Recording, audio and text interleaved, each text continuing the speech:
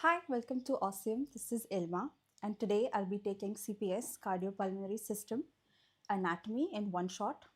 I'll try to do everything. Probably it's a revision video, but I'll try to explain every little subtopic that's related. So let's start.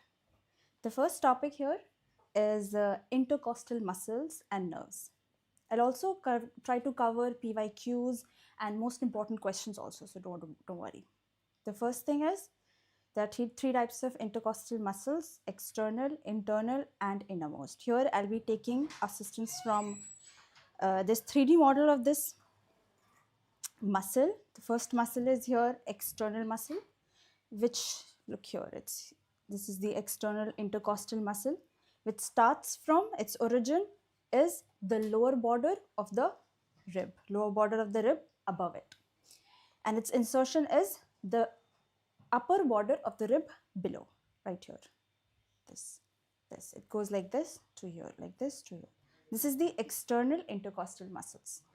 Then I'll try to explain origin and insertion first, and then we'll come to direction, extent, and action of the other muscles, of the same muscles. The second muscle is the internal intercostal muscles. It's right here. This is the innermost. This is the internal intercostal muscles. As you can see, its upper lip is of a costal groove of rib above. Now, to understand this, you first need to know the anatomy, basic anatomy of a rib. This is of the rib. This part is called angle of the rib. Here is a little protrusion called tubercle. This is the costal groove. It has two lips, the outer and the upper. This is the shaft. So now, coming back to the internal intercostal muscle, starts from the upper lip of the costal groove of the rib above, and it inserts into upper border of rib below.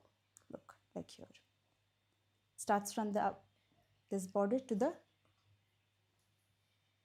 upper border of the lower limb. Then the innermost intercostal muscle is right here. This one you can see from here. This is the innermost intercostal muscles. It starts with floor of the costal groove of rib above. It can be explained better here. This floor of the costal groove, and it ends at the same thing, upper border of the rib below, like this. Starts with the upper lip of the costal groove and inserts itself into the upper border of the rib. Now direction, very easy. If this is asked, instantly you can tell this. This is downwards. External intercostal muscles is downwards and forwards. Why the word forward is important? Because this is the only muscle that helps in inspiratory. So any muscle that is going forward, it will help in inspiratory. Okay. While the other is backward and downwards. Every muscle is downwards, is forward and backwards. This is responsible for expiratory and expiratory. Both the muscles same action. So we now know origin, insertion, direction, and action. Now for extent. It's a little tricky, but easier to understand with the help of a 3D model. If we talk about external intercostal muscle, it starts from the tubercle here. This is the tubercle of the rib. Starts from here, you can see, look, right here. It starts from the tubercle. As you can see, this is the tubercle of the rib and ends at the costochondral junction. Costochondral junction where the cartilages and the intercostal anterior membrane starts. That junction is called costochondral junction, right here. As you can see here, this continues as in anterior intercostal membrane. This white part you can see is the anterior intercostal membrane. Coming to the next muscle, internal intercostal muscle is extends starts from sternum, the angle of rib, and then start till the angle of rib, look, like here. It's in between like a sandwich. Okay, and ends continues as the posterior. We just understood anterior intercostal membrane, so there has to be a posterior intercostal membrane, which is right here. So it ends here, the internal, and external, both of them, but opposite. Okay, that ends at the anterior intercostal muscles. This ends at the posterior intercostal membrane, not muscles, membrane. The innermost starts with the mid-axillary line. Starts with the mid-axillary line here somewhere. I'll show you. Wait. Look, this is where it starts, and it ends at the angle of the rib. Ends here at the angle of the rib. So now we are done with extent also. The next part is typical intercostal nerves. Very easy. It's very interesting and very easy. I've made a visual aid, a visual diagram to make you understand it better. First, it starts from the intervertebral foramen. Intervertebral foramen starts from the intervertebral foramen. First, we'll see the diagram and then we'll read. Okay. Starts from intervertebral foramen, goes laterally behind the sympathetic chain. Wherever you see a diagram like this, it's ANS. It's basically ANS, autonomic nervous system. I just have a symbol for this ANS. It's somewhat looks like, always it looks like this. So sympathetic chain. Remember this. So it's laterally behind sympathetic chain. It goes between posterior intercostal membrane. I hope you guys know posterior intercostal membrane. I just told you posterior intercostal membrane, and the parietal pleura of the lung. So it goes between these two. Posterior intercostal membrane and parietal pleura of the lungs goes between, as you can see. Then it goes in the middle of innermost intercostal muscles and internal intercostal muscles. Be sure about this. That's not external, behind this. Okay, it goes between internal intercostal muscles and innermost intercostal muscles. Okay, lies between them. Okay, these nerves, it's very important nerve because it's going to I'll keep mentioning it again and again throughout the whole one shot. Then it goes like, look, it starts from here, then it goes right like this and like this beside the internal thoracic vessels. These are internal artery, vein. We'll understand, we'll learn this later. So right beside this, it goes like this. Between the parietal pleura of the lungs, here also are the lungs, okay? Beside internal thoracic membrane, thoracic vessels, and this is our nerve. Intercostal, typical intercostal nerve. Then, very important to make you guys understand it better, it pierces into the internal intercostal muscle, pierces inside internal intercostal muscle, then pectoralis major, okay? And then it terminates, very important to know, it terminates into a very, very cute branch, as you can see, anterior cutaneous branch. It's a very cute branch, it terminates. So that you understand this, you remember this, memorize this, that typical intercostal nerve terminates itself into a very cute branch, anterior.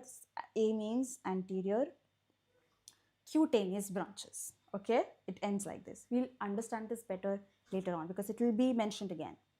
Then, now we know course and end. Just to revise what we just saw in the diagram.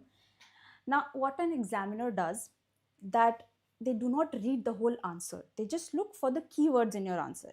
So because they have lots of answer papers to tally, so they just quickly do this. So the first thing he'll notice is exits through intervertebral foramen, 1 mark. Laterally sympathetic chain, 2nd. Between internal innermost intercostal, you got the other. Pierces into anterior intercostal membrane, internal intercostal membrane, and pectoralis major. You got 4 marks now. Anterior cutaneous branch ends at this. 5 out of 5 if I was the examiner. Okay, so we covered all the topics, all the points in this. Next is branches. It's a PYQ, very important, came in 196. Now, for the nerds, this is the real diagram. If you understand this, well and good. If you don't understand this, I have another diagram for this that I made a visual aid for you guys. The first, we all know the cute branch. We just saw it. The cute branch here is one of the branches, of course, because it terminates into it. It divides into medial and laterally and gives the front skin sensation to the front skin, okay, of the ribs. Now, if we have anterior cutaneous branch, we need to have its brother lateral cutaneous branch, which also divides into anterior and posterior. Then we have a guru ganglion, which is controlling everything from the sends the impulse through the white comicon rami and exits the impulse from the gray rami comicon. So we have guru ganglion, we have acute branch, and then we have a lateral cutaneous branch. Okay. The other branches, actually, it's very simple. The other branches are so easy to remember. Why? Because its function is based on how its name. Pleural branch will give to pleura of the lung. Articular branch will give to the rib joints. Muscular and collateral will give to the intercostal muscles. Now, to revise again, ganglion, guru ganglion, collateral, anterior cutaneous, the cute branch, articular branches. So we know all these pleural branches. Now this we have covered in what? 2 minutes. So simple. Another it's probably an MCQ, this thing that I'll tell you. This is a second intercostal nerve, goes typically similarly with the typical intercostal nerve, except for one space in one place. Its lateral cutaneous branch does not divide into anterior and posterior. What it does is it goes to the axilla. It supplies this nerve is called intercostobrachial nerve. Now, why it's important? It has no function at all. Just its function is that post surgery, it's a sign. If there's numbness here, there has an injury in this area, in this nerve. That's it. That's all its importance is. So it's a good MCQ, but probably won't come tomorrow or in the exam. So I think we're done with typical intercostal nerves. Then the interthoracic artery. This is also a very important artery. I'll first start from here. We all know subclavian artery. I hope we all know subclavian artery. So it offshoots itself from subclavian artery. And first part in the neck root. Now, this also has a significance. Why? Because in any clavicle injury, the first thing a surgeon notices or looks for is a puncture in the lung. Why? Because in all the diagrams that we've been seeing since childhood, the lungs are like this, no? So it's obvious that it won't start from here, but it does. It does start from here, from the neck root. Starts from the neck root, like here, you can see.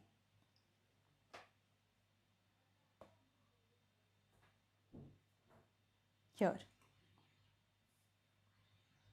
Okay. So first part in neck root, 1 inch above sternal.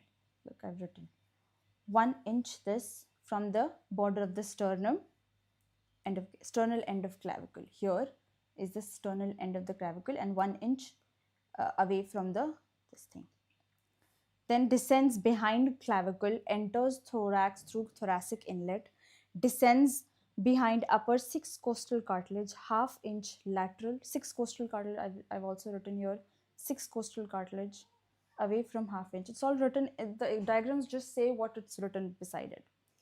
Then at the 6th, now from 1 to 6 costal cartilage, from the 6th one, it divides into superior epigastric artery and musculophrenic artery. Very important. It's very important. First is superior. It's okay. There's no need for a mnemonic right now. All you can do is memorize this. Superior epigastric artery and musculophrenic artery. It ends in this, terminates into 2 at the 6th costal cartilage. Very good MCQ, but not for the written exam. Then we did this, ½ inch, we did this, ends opposite, we did this, superior epigastric musculophrenic artery. So now we are done with origin and course. Let's come to its relation. Superficially, sternal end, phrenic nerve. Now I'm just gonna ignore this. Why? Because I have a diagram for that. Then this is the internal thoracic mammary artery. This is the phrenic above it. Anteriorly, it has a phrenic nerve. And anteriorly, as you can see, it has costal cartilages, it has intercostal muscles and intercostal spaces, and phrenic nerve you can see, and anterior internal intercostal membrane, not muscle, membrane. Okay, so these, it's very obvious. You can just imagine what's anterior to thoracic. You can list all these things. 1 mark, 1 mark, 1 mark, 1 mark. What really is important is laterally. First, you need to know the parasternal lymph nodes, which lies laterally to the internal thoracic artery. These are the parasternal lymph nodes all over. These are the parasternal. Okay. At the upper medial part of the thoracic artery, we have thoracic vein. And below it, in the inferior relations, is the parietal pleura or diaphragm. You can write many things. Let's come to what was written. Sternal end, phrenic nerve, internal thoracic, done. Deeply behind, we have 6 costal cartilages, internal intercostal muscles, anterior intercostal membranes, and then side is the lung apex and parietal pleura. It's actually very important, might come in the written exam because it fits perfect to the 5 marks scheme. So it might come. My prediction is the relations of thoracic artery might come. Then, so just remember this diagram, this whole thing. This is the sternal end, costal cartilage, internal costal muscles, phrenic nerve, anterior internal membrane, costal parietal pleura, internal thoracic vein, and parasternal lymph nodes. Easy to remember. Now come the branches. Branches are also very important. Also goes with the 5 mark scheme. That they can just simply mention branches of internal thoracic artery. Of course, I have a diagram. You can learn this, but I have a diagram for that. First is mass. Now, from this, we already know these two. How? How do we know these two?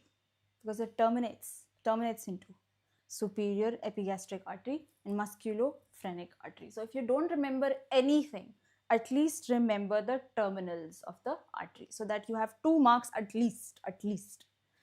So we know superior epigastric artery, we know musculophrenic artery. So this is the mnemonic I created. The only thing odd one out is this A. What is this A? Anterior intercostal branches. 2 in each of upper 6 spaces. There are 2 in of each upper, in this case. This is the cartilage, this is the ribs, and there are 2 branches in every upper 6 spaces, and they anastomose with posterior intercostal artery. What are this P cube? So my mnemonic is actually mass plus P cube. This is the mnemonic to remember branches of the internal thoracic artery. This P cube is perforating branches, pericardiophonic branches, and pericardial branches. It's written in the original notes of first Leni. So mass plus P cube. This is the mnemonic.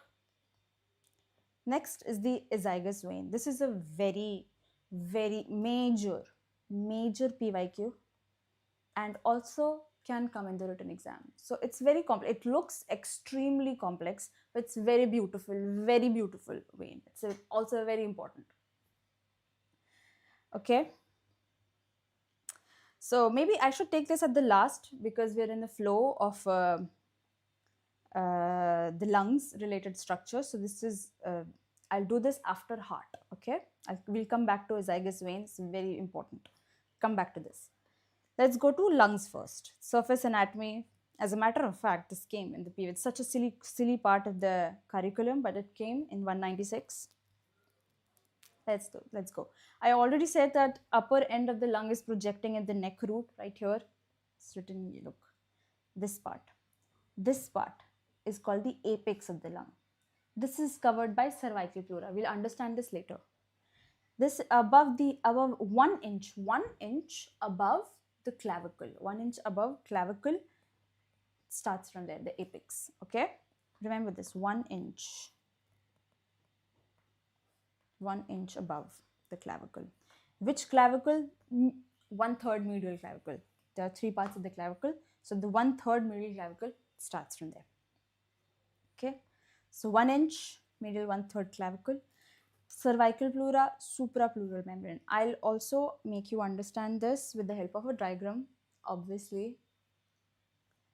Here is the diagram that I made. This is the lung. This is the lung apex. Okay. Covered by cupula. What is cupula? Cupula is actually cervical pleura. Another name for cervical pleura is cupula. You can write it to look smart in front of the examiner. But better word is cervical pleura, which is also capsulated, also covered by suprapleural membrane. So there are 2 membranes above the apex of the lung. cervical pleura, and suprapleural membrane. It's like a sandwich. This apex of the lung is like a sandwich between suprapleural membrane, cupula, and other structures. So now this guy is looking here, so this must be the anterior part, right? Anteriorly, there is a subclavian groove for the subclavian artery, and at the back is the T1 nerve, right here, T1 nerve. We have sympathetic chain. I told you whenever I make this diagram, it has to be sympathetic chain. And superior intercostal artery at the back of it, okay? Now, again, I'm an examiner looking for keywords. Neck root 1 inch, 1 mark. Cervical pleura, suprapleural membrane, wow, 2 marks. Grooved by subclavian artery, legendary, 3 marks. Sympathetic chain, T1 nerve, and superior intercostal artery, 5 out of 5. Great. Now, this lung is resting on diaphragm. Cupola, I wrote cupola. What does cupola means? It means dome shaped. Anything which is dome shaped, it's cupola. So diaphragm is cupola. Lower surface resting on diaphragmatic cupola. Right lung separated from right lobe liver. Now what's here written, I'll explain this just one sentence in a diagram in 30 seconds. Right lobe of the liver is covered by right dome of the diaphragm. Left lobe of the liver is covered by left dome of the diaphragm. Spleen as well as the fundus of the stomach. Khalas. This was it. This was the base of the lung. Coming to surfaces. It's a very tricky part. It's very hard to understand. Costal surface, medial surface. Simpler way, imagine there's a cap, a happy birthday cap. Okay. This is the outer surface. This part is called costal surface of the lung. Imagine this is a lung. The outer part is smooth, as you can see.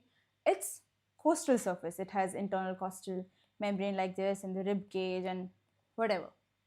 And if you look into the cap from here, if you look into this, you'll see this, right? This is divided into 2 parts.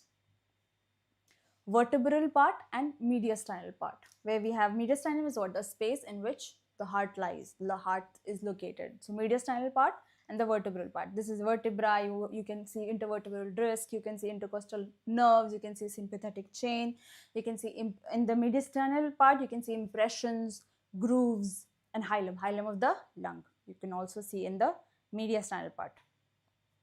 Now we'll read what's written. Costal surface, if you can't remember anything during, you just go blank because it happens. You sit in the exam and it goes blank. So one thing that you just need to know is M and M, C and C. So if it's costal surface, needs costal cartilages. If it's medial surface, it has to be mediastinal. Okay? So M, M, C, C. If you don't remember anything, at least remember this. 2 surfaces. Okay? Borders. This came in 196. Also, anterior border, don't understand whatever this is written, okay? You'll understand this by a diagram, obviously. This is the anterior part, anterior border. It's very thin, it's sharp. Imagine you're just touching it, gives you a wound. It's that sharp and thin, this border of the lung, okay? Then this is the cardiac notch. Now, cardiac notch is a very important anatomical landmark. Why? Because it helps in differentiating right lung to the left lung. The left lung is the one that has the cardiac notch. It's very, very prominent. You can easily figure it out. And just below it is its lingula. Lingula has its own segments, okay? 2 segments. It's too detailed, so let's not go there. So cardiac notch, lingula, and ends into the inferior border of the lung. Another border, posterior border. If you imagine this is a lung and you're just seeing it like this is the anterior surface, and you just do this. So you can see the posterior border of the lung, which is very thick. It's very rounded also. It's not thin. If you touch it, it's not going to prick you. Okay? So anterior border thin. This came in the, so please don't take this lightly. This came in the, it's a PYQ. So thin and sharp. Left lung has a cardiac notch, lingula below. Inferior border has encircling brace. We all know, I've already told this before.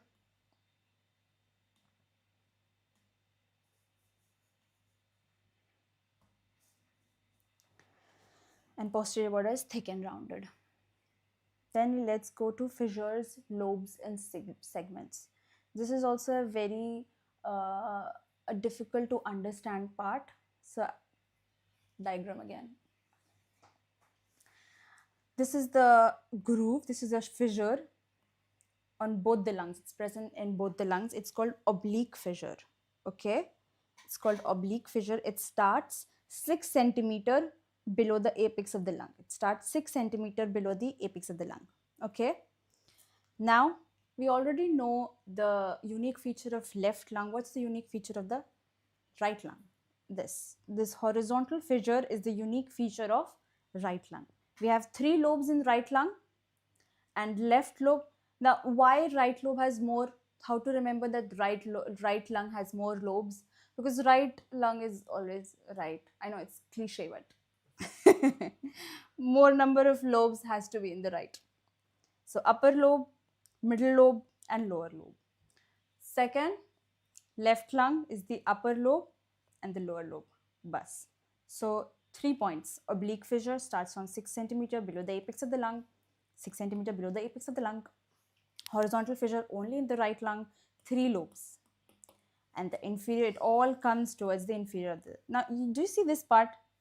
This is also the part 6 centimeter below the apex, where oblique and horizontal fissure conjoins. That's it, that's all it's written here. Let's understand. Oblique fissure, both lungs, begins at posterior 6 centimeter below apex, extends to inferior border, horizontal right lung only, anterior border meets oblique fissure, separates upper from the middle. Let's come to right lung lobes and segments also. Similarly, the way we understood the other thing. Here, there are so many segments. So many segments. Now, before I make you understand this, let's skip a few topics, okay, and understand bronchopulmonary segment. Okay, to understand that, we need to know this. Bronchopulmonary segment. Now, this is something that never came in previous year, but it goes perfectly with the 5 to 5 mark scheme. So it might be asked. So let's understand. It's quite complex, but not so much if I teach it.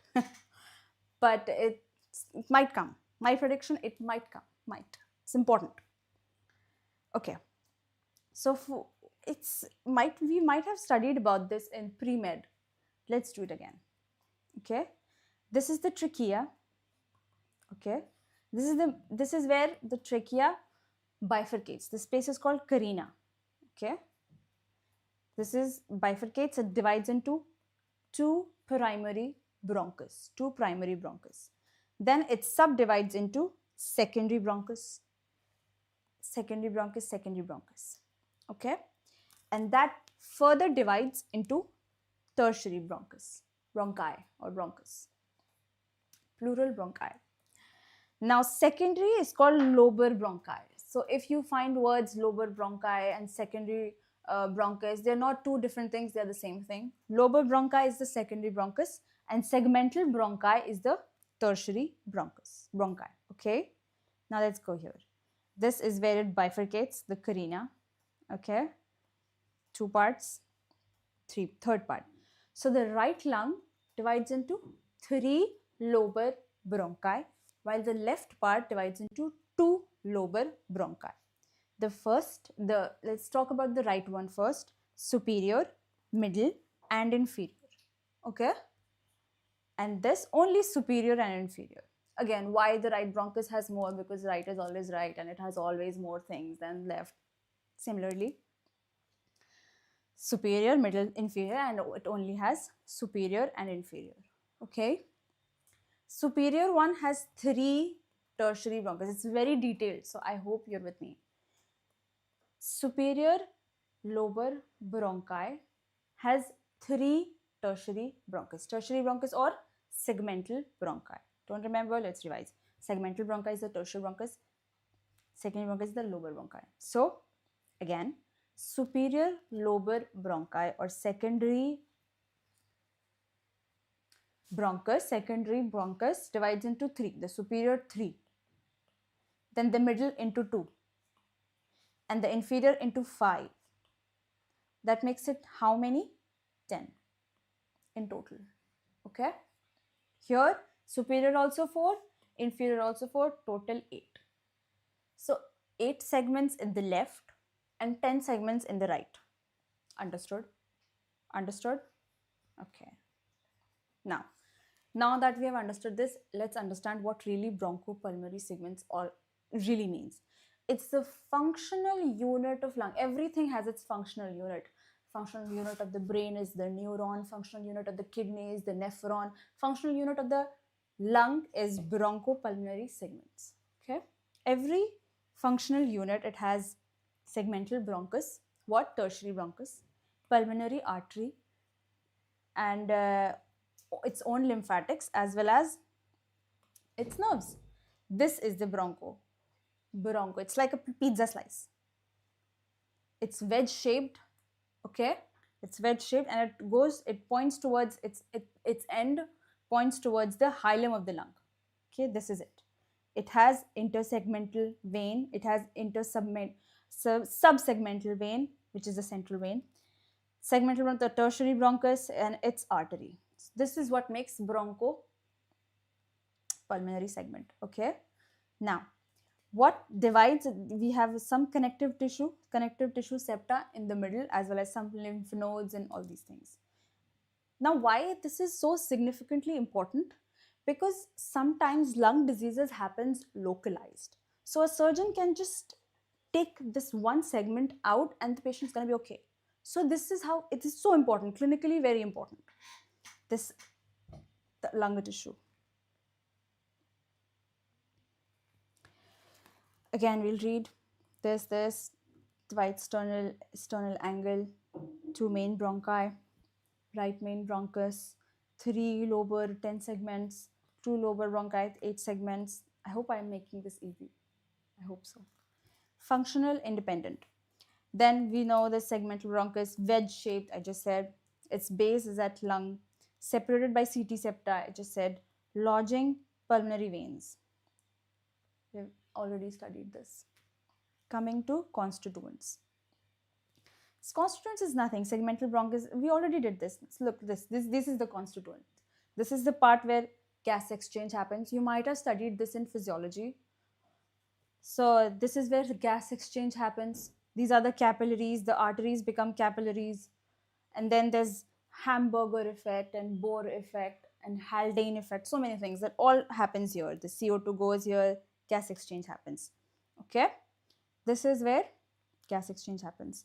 The respiratory tissue. And the pulmonary artery, segmental branches, the capillary network. So both it constitutes 2 parts, respiratory part and pulmonary part. Nerves, blood and lymph vessels. I think this is also very easy to understand. It has autonomic supply, pulmonary plexus, just something to read once and it will be in your brain. Bronchioles have smooth muscles and mucosa. Okay. Bronchial vessels along posterior aspect of bronchial tree and lymphatic vessels alongside bronchi. I think we'll understand this now. Now that we know this, we'll understand back. We'll go here. Okay. Right lung lobes and segments. Upper lobe has 3 segments, I just said. Those 3 superior parts, tertiary bronchi gives to 3 segments. Okay, has upper lobe. Okay, upper lobe, they go like this, middle lobe and lower lobe. Now, you can either create a mnemonic to remember these apical, posterior, anterior words. Okay, or just remember it, memorize it. Make your own mnemonics. Apical, posterior, anterior. Middle lobe is lateral and medial. Lower lobe has apical, medial base, anterior basal, lateral basal, posterior basal. What's important is to know what is different between right lung and left lung. What's important is these 2 segments fuse. Okay, so it's called apico-posterior segment. And this segment is lost. It's not there. So this is lost. It's not here. That's what's the difference. Upper lobe has 4 segments as we just did. Lower lobe has 4 segments we just did in bronchopulmonary segment. It's called apico-posterior, anterior, superior, lingular, inferior. Do make a mnemonic to remember this. Okay. I'm sure you already have. If you haven't, it's okay. Now I told this why 8 segments only, why lung has only 8 segments, because one goes missing, 2 fused into 1, and also because right is always right. So next part, it's quite essential, very essential, might come. PYQ also. Now I think I've already done this. It's very, very easy. Right lung, let's start with right lung. It's shorter, this is shorter than left lung. It's broader, it's narrower than the left lung. It's heavier also. Anterior, these borders we've already seen, borders of the lungs. So which border is what, cardiac notch and all these things, you can write all these things in here. The base is more concave, here the base is a little less concave, okay? In the left one, it's less concave. As you can see, it's more concave, this is less concave. Okay. Now the important, which is also fissures, we know fissures, we have also already done fissures also. These 3 are the major point. That's so high scoring. Probably they'll ask you specifically the difference between right lung, not the borders and this. Tell me the vessels, the vessel. They can actually ask this. Tell me the differences between in these two. This. Okay, 3 parts. 3 points, very important, very tricky. Nobody understands it. So I'll explain it in a much simpler way. 10 bronchopulmonary segments also done, apico-posterior segment. We've done this already. You already know right and left differences. Now for this, superior lobar bronchus arises outside hilum, and here superior lobar bronchus arises inside lung. What does that mean? I'll tell you. Okay, so this superior segment, superior part starts outside the, it's like it's in such a hurry that it divides as soon as it enters, as soon as it divides at the bifurcation, at the carina, it divides. That's what's the difference. That's what they're saying. That it divides outside hilum, but this, the left one takes its time because it's such a retard. Left is always retard, right? Such a retard that it takes its time, goes inside the hilum and then divides. Okay, that's what's important. So this divides instantly, and this takes its time to divide. That's what's written. That superior lobar bronchus arises outside the hilum, it divides so quickly, and superior lobar bronchus arises inside lung. Okay, so now we know this, we have done. Second, pulmonary artery between principal bronchus and superior pulmonary vein. Easy. You can see this purple part. This is the pulmonary artery. You see how partial this is? That here in the right, it just goes inside and above. This right here, this is the superior bronchus or lobar segment. This is the superior segment and goes right above it, overcomes it. So intimidated by these superiority of this tertiary bronchi that it just overpowers it. How? It goes above, interiorly. Principal bronchus, pulmonary artery between principal bronchus, this is the part, one bronchial artery, and this. But between principal bronchus and superior pulmonary vein, anteriorly, okay? While here it's above and in front. So it's already the pulmonary artery already knows that I'm so superior, I'm already above. So it goes, because always the left is always such a retard. So it's already taking its time, so it does not care. So pulmonary artery is above the division. Pulmonary artery is above the superior lobe, okay? That's what it's written. So here it goes anteriorly and here it goes superiorly and above. Now you go to the exam and you go completely blank. Right lung, what were the differences? Okay, they're not asking me borders, they're not asking me anything. What are they asking? Vessels? If you don't remember anything, at least remember RALs. This is the mnemonic. At least remember RALs. RALs. Right anteriorly, left superiorly. Okay?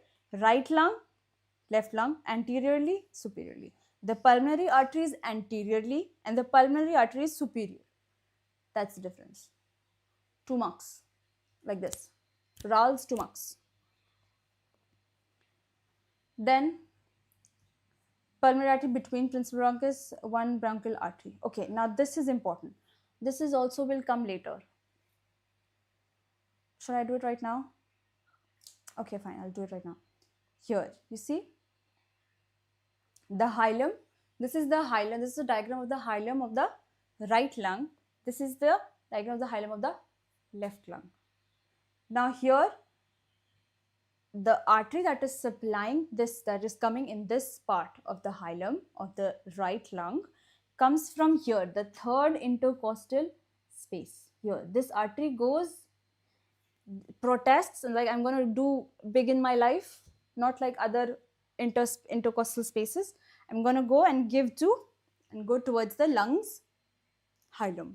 Okay, so it goes, protests, and goes inside this bronchial artery. So it's actually not arteries, it's just artery. One bronchial artery that's coming from third intercostal artery, third intercostal space. Just did, no? Intercostal artery. So one of those come to the lung hilum. While in the left lung, it comes from the descending aorta itself. Two bronchial arteries come from the descending aorta, 1 and 2, to the hilum of the left lung. See, that's what's written here. One bronchial artery from the third posterior and two bronchial arteries from the descending aorta. We're done. 5 out of 5. Okay. Mediastinal relations. This is a PYQ. Important. I know it doesn't look like it's gonna come, but it comes. It's always like this with exams. Just looks like, oh, who's gonna read this? And it comes. Probably in 196 it came. 2023. 197 or 2023. It came in 2023 exam. Okay. Impressions and grooves in front of hilum and pulmonary ligament. Don't remember anything. Just remember that in the right lung, the mediastinal surface that we just know, the mediastinal surface of the lung has a big heart and big veins, 3 veins.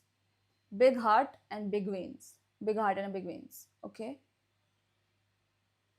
That's the mnemonic. Look, big heart, cardiac impression right here. Okay. 3 big veins, azygous vein that we'll understand later at the end of the session. Pulmonary vein. Okay. So azygous vein and pulmonary veins 2 and a cardiac impression. So big heart and 3 veins. Look, superior vena cava also. 3 veins, superior vena cava, azygous vein, as well as which one? Pulmonary vein, 3 veins. Cardiac impression, superior vena cava, and inferior vena cava also, as well as, we'll know, azygous vein. Okay. Now grooves above hilum. This is divided into 3 parts. Okay, this we are understanding mediastinal surfaces in 3 parts: in front of hilum, above hilum, and behind hilum. Okay. Grooves above hilum is azygous, esophagus, and trachea. Why did I write this in this order? Because behind hilum, just remove trachea. It's going to be esophagus and azygous. That's all you need to remember. That's all it's going to, if you write these parts, this, and this, they'll give you marks. But to understand it better, to make you visualize it better, I'll also explain it here. You're doing right lung. This is the subclavian artery. This is the brachiocephalic vein. This is the groove of the superior vena cava. Probably it's going to be 3 marks, right? Because 3 marks right lung, 3 marks left lung. So you just need to do 3 relations at least. Probably they're going to be very specific, above hilum, lower, or like front of hilum, like this. So just don't remember everything, just remember key points. Groove for superior vena cava, azygous vein. There's a big, not too big, but big cardiac impression, very prominent. It's easy to figure it out. And groove for inferior vena cava. Okay, that's all. If you need to see it once more, groove for internal artery. This is the esophageal groove. Okay, this is the cardiac impression, VAB. We'll understand this later. VAB, why I've written VAB here. This is the azygous vein groove. and this is the epartial bronchus. This has a significance. I'll tell you this later. Also, major key difference between right and left lung. This epartial bronchus. Okay, we'll come to it, I think, soon enough. Relations of mediastinal surface, left lung, same thing. Important is this impression of pulmonary trunk and groove for aortic arch. You can also understand or learn this by this mnemonic, that the right lung has veins, big heart and big veins, big heart and big veins, and left has arteries, all the big arteries. That's all you need to remember. Why? There's a pulmonary artery trunk, there's aortic arch. That's what's important. Okay, and we all have this pulmonary ligament in both the lungs. Pulmonary ligament is both the lungs. It's nothing. It's just it's like it's double fold, and the surgeons usually remove this for lung mobilizations, and it's just a passage, for easy passage of small vessels or pulmonary veins or lymphatics. So it just has lymphatics of its own and all these things. Okay, behind hilum and pulmonary, same thing, thoracic aorta and esophageal. Okay, this is also, you can take a screenshot of this. It's just a revision of what we just understood. Let's take a screenshot of this. Now let's come to hilum and root that we just understood. Okay, this came in 198 batch. PYQ, major PYQ. Contents of right hilum, anterior to posterior. It's very tough to understand this, right, in wording. So I made a diagram. So this is the right lung hilum. Okay, we have a superior pulmonary vein, we have a right pulmonary artery, and we have hyperarterial bronchus. Hyper means it's not, it's like a below the primary bronchus. Okay, hyper means below the artery. Hyperarterial bronchus, below arterial. And we have epartial bronchus, yani above artery bronchus. So we also have epartial bronchus in the right lung. We have superior pulmonary vein, we have right pulmonary artery, we have hyperarterial bronchus, both types of bronchus, and a small inferior pulmonary vein. Okay, now how to remember this? This is the superior part, inferior part. They can ask you, what is the superior relations of the hilum? What is the posterior relations of the hilum? Or tell me just posterior, superior, and anterior relations of the hilum. So you're not supposed to write inferior pulmonary vein in it. Mnemonic VAB, VAB. I think it's a very famous, every medical student knows this. VAB, right? Superior pulmonary vein, right pulmonary artery, and bronchus. Okay, we already know this. We have already done this. The artery that comes from here, that's also present in the hilum. Okay, this was the right hilum, right lung. Let's come to the left lung. Now, why I have written like this? This was in one lane, in one path. Why I have made VAB in this way? Because in this, right pulmonary artery is a little bit superior more. So if they ask you what's superior of the left lung, you write A, artery. Okay, right pulmonary artery.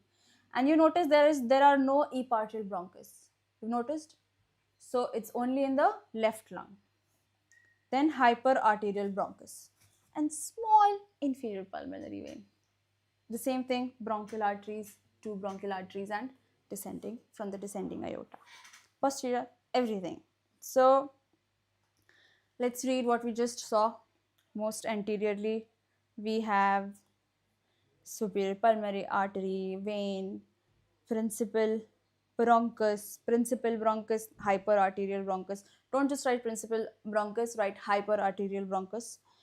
Superior lobar bronchus, okay, and inferior pulmonary vein, most inferior. Okay, bronchial vessels, we know, third intercostal, this, and two bronchial veins also. The bronchial vessels is two bronchial veins, end in azygous vein and run along post wall of the bronchus. Relations of the root. Now I've made a cute diagram here, if you could understand it better. This is the phrenic nerve. This is the phrenic nerve. Okay, This is the pulmonary plexus. Okay, so this is the in front, this is the anterior part and posterior. I'm sorry to do this because here this was, oh, it's okay. So anterior, posterior. This is the anterior part, this is the posterior part. It's the same thing. This is the anterior, this is the posterior. I think I did the lung part. In this I switched, so please be careful. In this part, this was the anterior part because this guy was looking here. So anterior relation is the subclavian and posterior, but here I switched. I hope you understand what I'm saying. Don't get confused between anterior and posterior parts.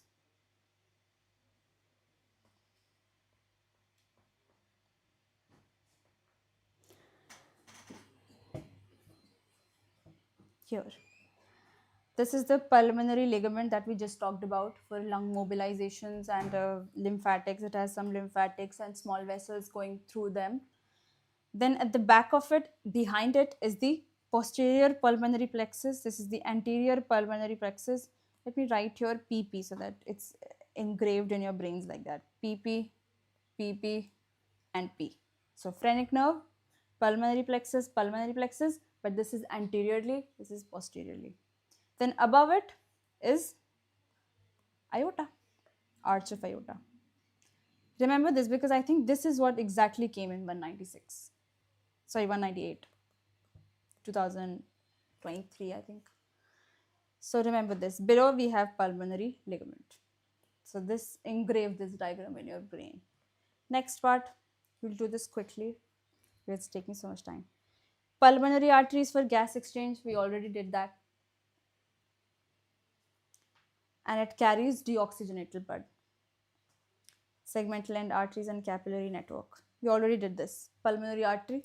Bronchial artery, we already did that too. Third posterior intercostal, descending aorta. Supply oxygenated blood to lung stroma, bronchial tree, and visceral pleura. Now, venous drainage.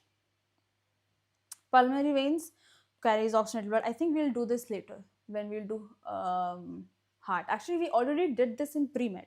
You know the systemic double circulation. It's the same thing. That's what they're saying. In pulmonary, it goes oxygenated blood to heart through pulmonary veins. And bronchial is like accessory. I mean, not accessory. They're also important veins, but they all have the same function. So it drains from the thoracic wall. It usually drains for thoracic wall. Azygous vein and superior hemizygous vein. We'll do this at the end of the session. Lymphatic drainage. It's hard to understand from here, so we'll do a diagram. Starts from intrapulmonary lymph nodes between the lung tissue. This is between the lung tissue. Then we'll do bronchopulmonary lymph nodes, which is the hilum here. Broncho in the secondary pulmonary, primary bronchus. Then here, tracheobronchial lymph nodes. These has a very important clinical importance. Why? Because mostly lung diseases are spread from here. If the lung disease is here, if the disease has reached here, probably it has reached everywhere. If it's not reached here, it has not. So it's still safe. Then this is parasternal lymph nodes.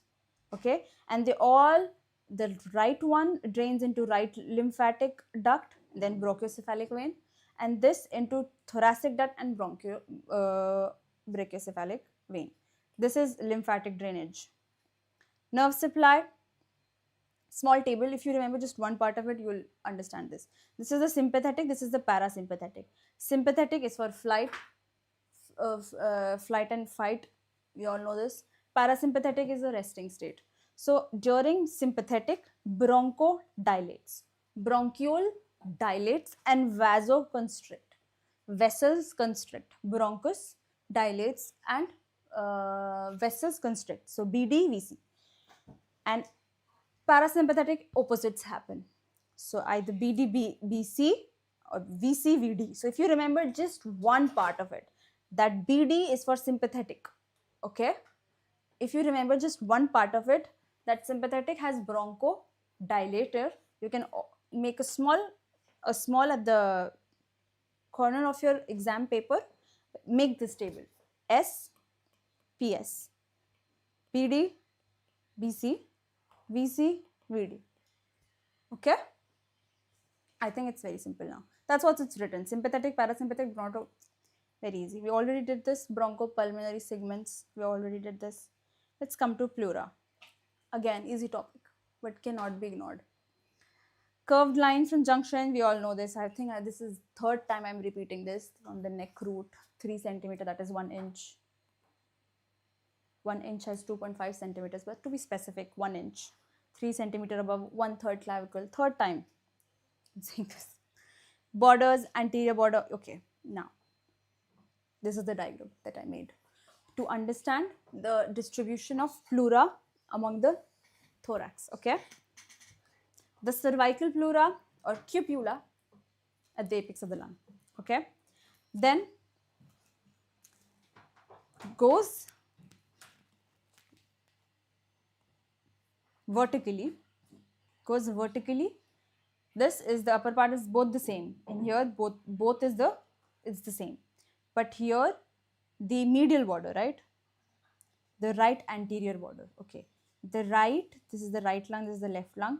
Right anterior border descends to the sternal end straight from here to here. You can see this dash part is called descends straight. But left, because it's such a retard, as we all know now, that it makes a lateral push, makes a lateral descent. Okay, at the fourth costal cartilage. At the fourth costal cartilage, it goes laterally. It's not straight, is what I'm trying to say. It goes laterally till the 8th, till the 6th also. Okay, 6th, 8th. That's what it does. That's what's written. Vertically to xiphisternal junction. This junction is of the sternum is called xiphisternal junction. Okay. Lateral anterior descends 4th costal, deviates laterally, descends along sternum, lateral border to 6th costal cartilage. Then the inferior border is this almost same on both sides. Okay. Till when?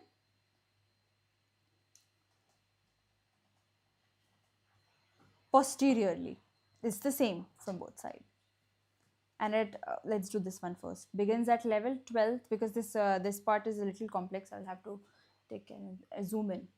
Then posterior border, let's do this. It's the same for both sides. It goes up posteriorly from the T12 to T1. T12 to T1 goes together from both sides through the thoracic spine.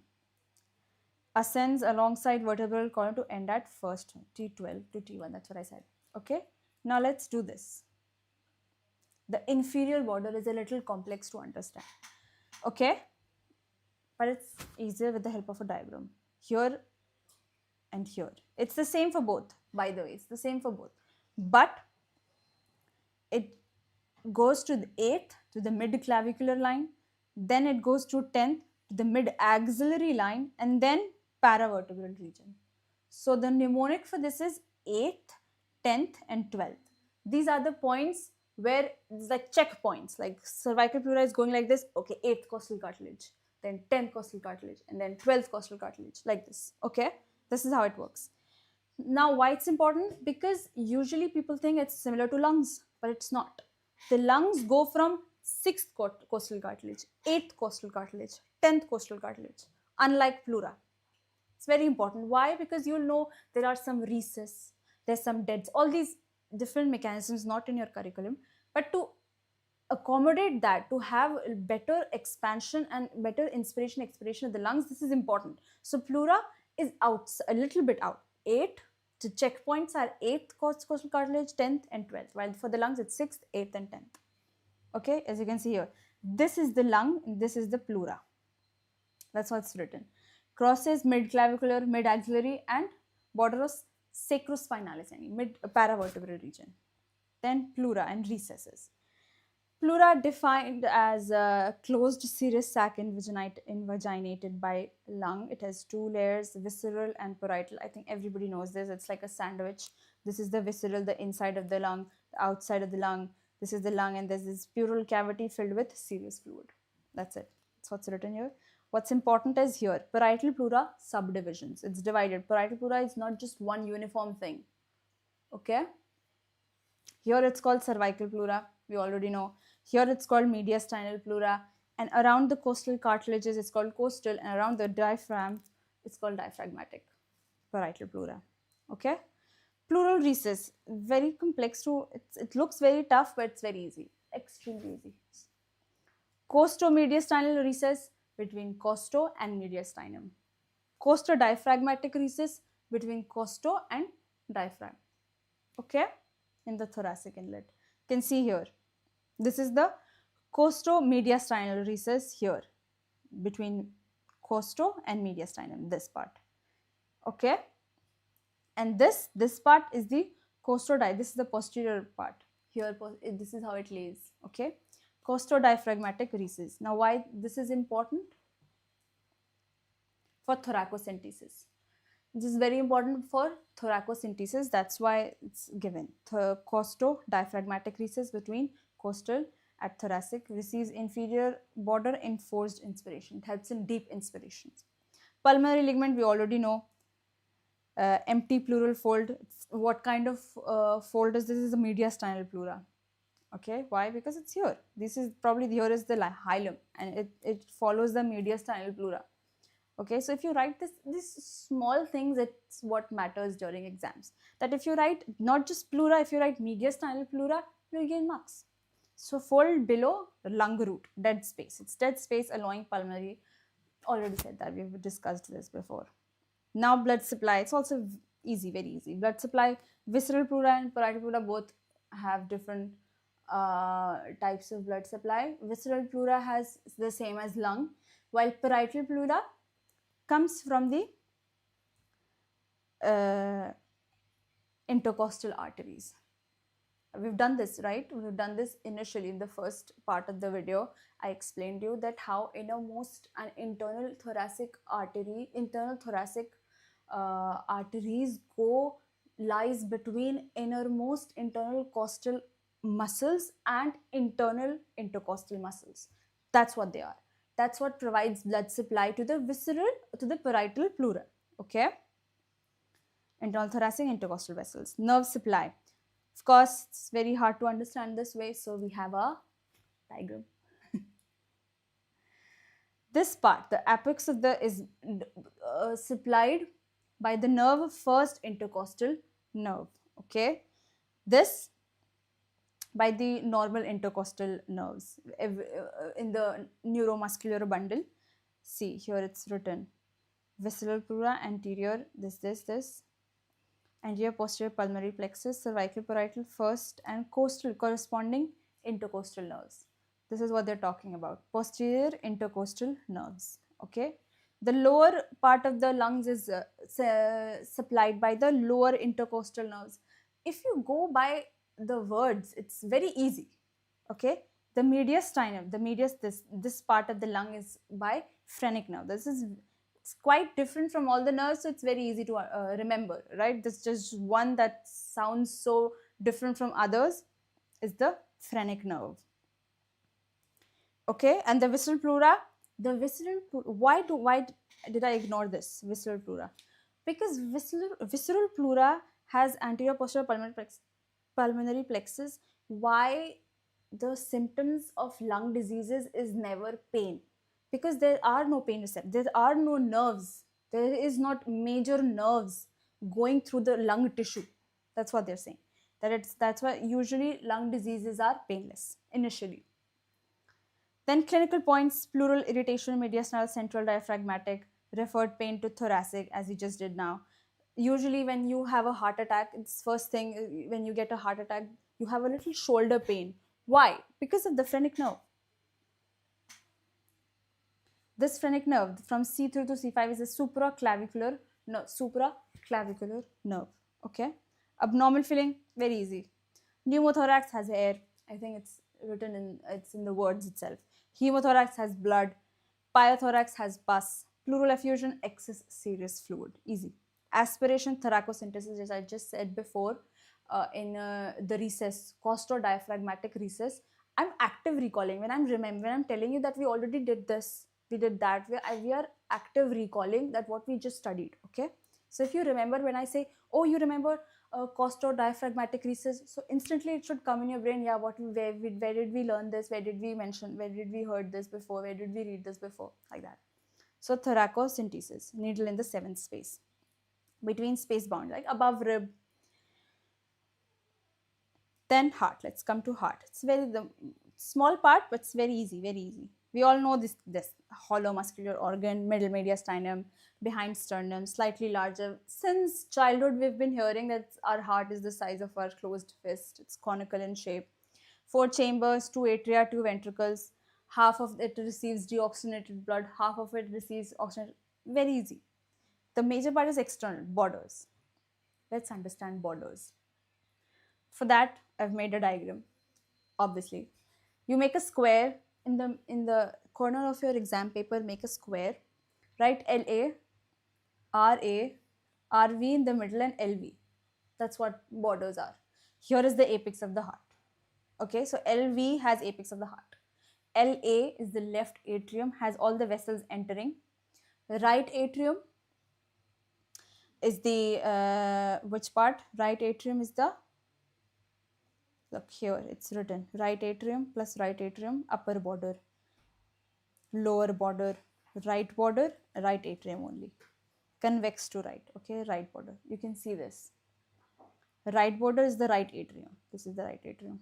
That's what's written here. It's just made it simpler. This is the right ventricle. It has 6th costal cartilage passing through it. This is the apex. So this is includes here, includes here. Very easy diagram to understand. I hope it's understandable by itself. Just to imagine it, this is the left border, right border, this is the upper border, this is the lower border. Easy. Okay, I think we're done with this whole thing in just that square. Surfaces. Important. This is also important. How? Let's look. There are 3 types of surfaces for the heart. Important. I think they can ask this. It's quite important. And it's very tricky to understand. Sternocostal, diaphragmatic, and base. Okay. Sternocostal. First understand sternocostal surface here. It's usually RV, right ventricle. Sternocostal is the anterior part. Sternocostal is the anterior. Why? Because the chest wall, anterior chest wall. This is the heart and this is the chest wall. So the first thing that the chest wall is going to see is the right ventricle, front of heart. It's written here, front of heart. A little bit of right atrium also, and a little bit of left ventricle. Okay. Then this is the coronary sulcus. You can also, it's visible in the sternocostal surface of the heart. Coronary sulcus starts from the lateral 3rd costal cartilage to the right, left, not lateral, left 3rd costal cartilage to right 6th costal cartilage. That's what's written. Atrial part, ventricular part a little bit, separated by coronary sulcus. Let's do diaphragmatic part. Diaphragmatic part has left ventricle and a little bit of right ventricle, and there's this diaphragm. Okay. Left ventricle, here you can see this left ventricle and right ventricle. Okay, left 2 ventricles, both the ventricles related to pericardium, diaphragm, and abdominal viscera. Now base. Now if you ask me, the base should be the apex, right, of the heart, if you think about it. Actually no, it's not. For the heart it's not. How you see a switchboard on the wall, its base is towards the wall, no? Similarly, the heart on the chest wall, its base is like this, posteriorly, a little bit posteriorly, like here somewhere. Okay, so it's a little bit posterior. It's easy to imagine if you think about it. This has left atrium, and what left atrium has, its pulmonary veins and all these things. Okay, separated by oblique sinus. This is the base of the heart. Now let's come to right atrium. It's about 20. Okay, so right ventricle and left ventricle. No, before this is right atrium and left atrium. Then right atrium. Okay, I want you to imagine. It's very fun to understand this actually. For right atrium, you just need to squeeze yourself to a small human being like an ant-man and go inside somebody's heart. You can decide whoever hearts you want to go. Okay, go inside a right atrium of the heart and you're standing here. Okay, the first thing you'll see anteriorly, like you're facing towards the chest wall. I can see a reticulum, a network of different rough surface, okay? I can see a rough surface.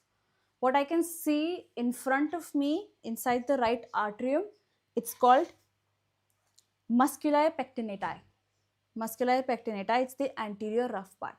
At the back, and when I see like this, it's going to be a smooth part. That's called sinus vernum, okay, of the atrium. And these two parts are conjoined or divided by a crista terminalis. It's a protrusion, it's a flap, okay. It's a cavity. In this cavity there's a flap, it's like a little protrusion, it's a little ridge that you can see, that's called crista terminalis. That's how it's going to look. Here somewhere here, I'll be able to see superior vena cava. Right here I'll be able to see inferior vena cava, okay. And then there's a fetal remnant called fossa ovalis. It's a septum. Fetal remnant, I hope you understand what that means. Like during embryonic changes and the formation of the heart, this was a septum. It's still there. That's called fovea, fossa ovalis. Fossa ovalis and annulus ovalis. Okay, these are two intraatrial septum. Okay, that's what's the part of the right atrium is. Then there are 4 openings. We have already discussed 2. SVC, SVC, IVC. Okay. Then SVC does not have a valve. IVC has a rudimentary valve. Then we have coronary sinus. Look here. You can see coronary sinus. This is the fossa ovalis. This is the sinus venarum. This is the pectinate muscles, musculi pectinati. Okay. And this is divided by this flap called crista terminalis. When I was a small kid, I always used to get confused between auricle and atrium. So I'll just discuss in 30 seconds. Auricle is like a balcony and atrium is like the room. So it's like an extra appendage of atrium is auricle. Okay, it's just for it helps in expansion and contraction of the atrium. Okay. Then there is tricuspid orifice. The tricuspid orifice has 3 walls that goes, like if I slip inside the right atrium, if I slip somehow, I'll reach to the right ventricle through tricuspid walls. Okay. Then blood exists through. I think we are done with right atrium in 2 minutes, I think. Then left atrium, nothing so special. Everything that right has, the left retard does not have. First thing, it does not have any septum. Okay. Second thing, it does not have those reticulum, the rough surface. Okay, look, a little bit from the auricle, not its own. Look, musculi pectinati in auricle. Pectinati in auricle. Intraatrial septum is smooth and anterior related to the ascending aorta and pulmonary trunk. Posterior separated from descending aorta, esophagus. 4 openings, pulmonary vein, a mini venae cordis minime. Okay, I wrote mini so that you remember in your exam that I said something mini. So you remember minime, cordis minime, mitral and mitral orifice. If I slip in the left atrium, I'll go inside the left ventricle. Blood exists through this. Cavity is smooth, overlaps. I think the first 3 points we've already done. These 3 points we've already done in the above slides. Let's come to right ventricle. PYQ, 2023, very recent PYQ, these 3 parts. Okay, right ventricle, we've already know this. Cross section, okay, here. This is the right ventricle. It's 9 millimeter thickness. It's important to know 9 millimeter because it helps make your answer look catchy, that you know things. Even if you miss it 2-3 points, at least the examiner will know that you know things.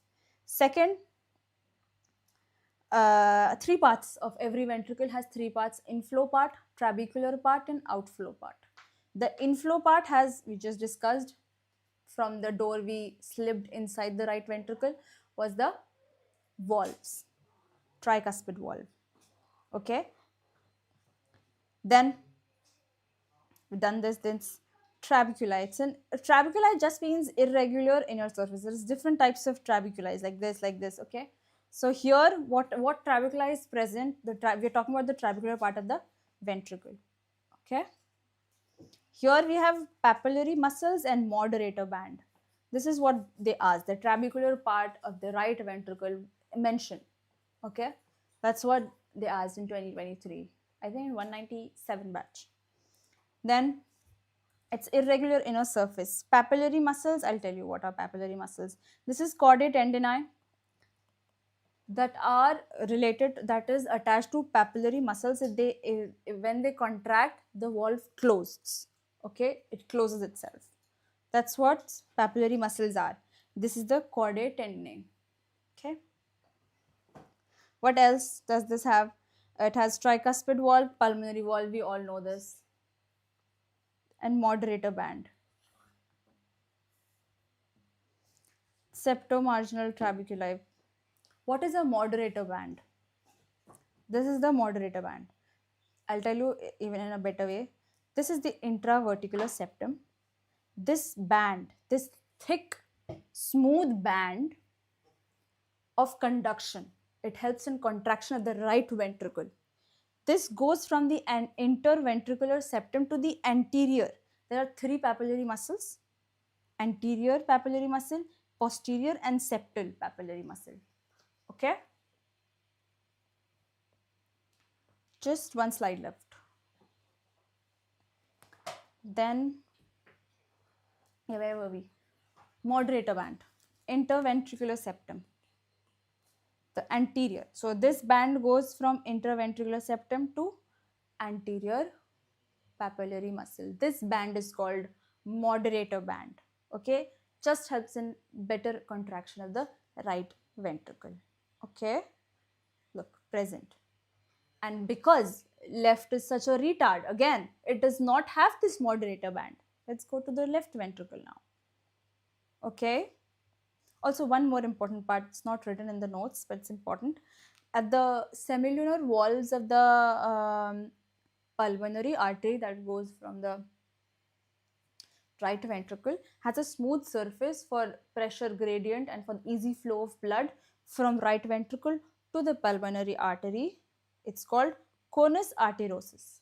Conus arteriosus. You can write it if you forget a few points here, at least write this one. You'll get good marks. Okay, see, this is the papillary muscle, this is the chordae tendineae. It's kind of a, this is what moderator band is. Okay. Then here, instead of two trabecular surfaces, this has trabecular corni major, like so many of trabecular surfaces, numerous and small, fine as in small. We have two papillary muscles. Why do we have two papillary muscles? Because we have two valves here. Mitral valve is two cuspid, no? Bicuspid. We have two, so two chordae tendineae, therefore two papillary muscles. Okay.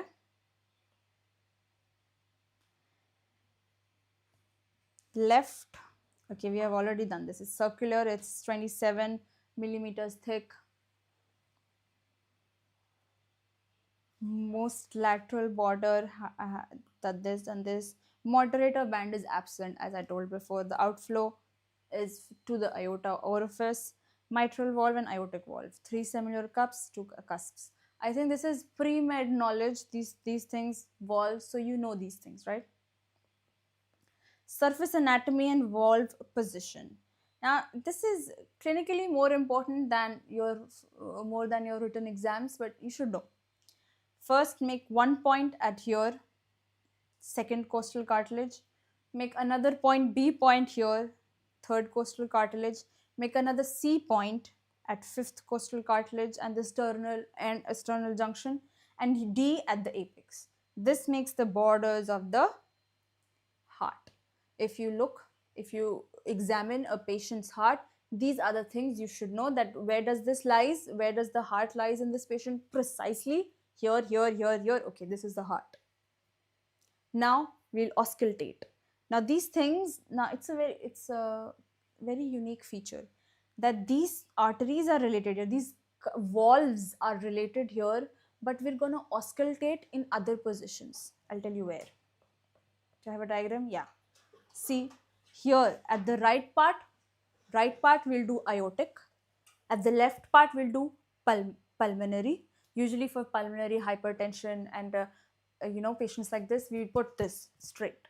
Then at the apex is the mitral valve, and between them is the tricuspid. So auscultatory points are different from where the cusps lies. Why is this happening? That where the actual valves are present, the sound is not coming, because the vibration of the closure of the valves, it travels, the sound, the vibration of the closure of the valves travels through blood. So wherever the blood goes, that's where you'll hear the sound. So these are the auscultatory areas, while they are situated right here in this manner. Okay, that's how what it is. That's what's written in here. Second costal cartilage, sixth costal cartilage, fifth costal cartilage, point D to A is the left border. We know this, right? Grooves, coronary sulcus, we already done that. Anterior interverticular groove at the third sternocostal junction. Okay, then we come to valve surface anatomy. I have a mnemonic from front to back. We say PAM. So the right side there's tricuspid, and left side we have mitral. This is PAM. What's PAM? P is pulmonary valve, A is the aortic valve, and M is the mitral valve. We already did this auscultatory areas. For today it's over, but just one slide is left, the azygous vein that I told you that we'll do at the end of the session. The tributaries of this were asked in one major PYQ. Tributaries were asked in 198 batch. Okay, last year that is. So we'll start our story from IVC, inferior vena cava. Okay, this is what inferior vena cava is. This is the renal vein, left renal vein. These are the renal veins. This is right renal vein. And these are the lumbar veins. Now 4 of them conjoins to form a right ascending lumbar vein. You need to understand this, learn this better. At the T12 at the T12 vertebra, this level is the IVC, where they join right ascending lumbar vein, right lumbar azygous vein, and right subcostal vein conjoins to form our legendary azygous vein. This is like a very important vein. Why? Because if there's an obstruction here, this can help. This can drain most of the blood. Okay. Now, there are tributaries. First 5 to 11 tributaries are called posterior intercostal vein. So you write there 5 to 11 posterior intercostal vein. Why 5?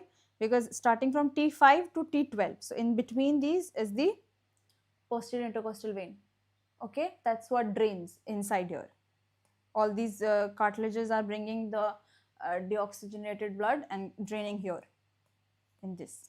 Okay, then right superior intercostal, second, third and fourth intercostal goes directly also here. But first posterior intercostal vein goes to the brachiocephalic. This is superior vena cava. This is the brachiocephalic vein divided into subclavian vein, and intrajugular vein, okay? So at what point? T4 to T5, superior vena cava, between them and the second costal cartilage occurs. That's where this thing happens, okay? This is at the T8 level, the T8 vertebra, inferior hemizygous and superior accessory hemizygous also conjoins the azygous vein. That's what azygous vein is all about. Okay. So I think we're done for today.